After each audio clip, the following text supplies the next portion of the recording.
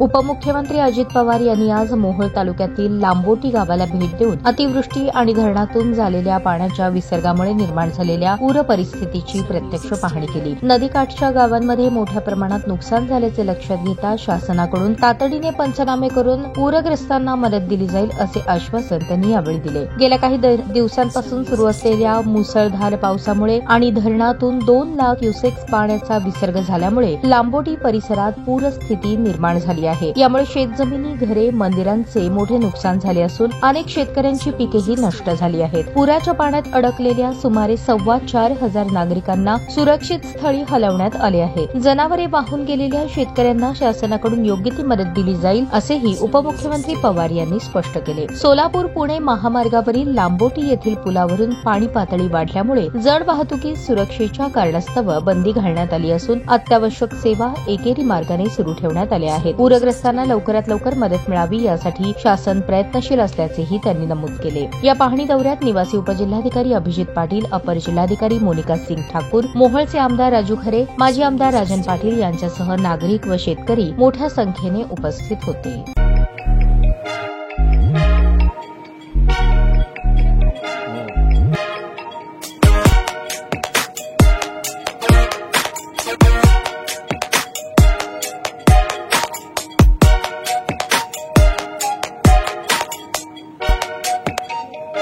सोलापूर शहरातील सुप्रसिद्ध हॉस्पिटल म्हणजे सेंट्रल मल्टी स्पेशालिटी हॉस्पिटल मागील अनेक वर्षापासून सेवा बजावत आहे। 24 तास इमर्जन्सी सर्व्हिस, मॉडर्न टेक्नॉलॉजी, अनुभवी डॉक्टर्स तसेच अत्याधुनिक तंत्रज्ञान सुविधांनी सुसज्ज स्त्रीरोग, प्रसूती विभाग, ऑर्थोपेडिक विभाग, मेडिकल विभाग आणि इतर एकमेव नाव म्हणजे सेंट्रल मल्टी स्पेशालिटी हॉस्पिटल। पत्ता: गणेशपेठ शॉपिंग सेंटर, मंगळवार बाजार, सोलापूर।